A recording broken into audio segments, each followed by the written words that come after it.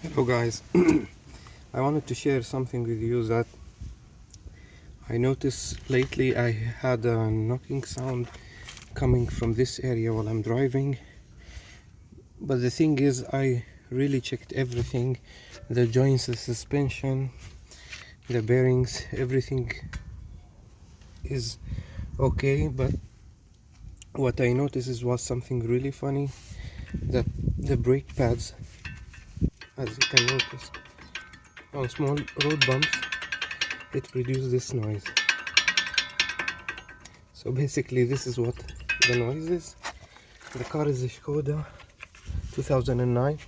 You can notice here is not installed properly. There is a metal clip that should come inside the cylinder, the master brake cylinder, and this is causing the sound of those brakes like this, you know? So maybe you have the same situation. That's why I really love to share this thing with you.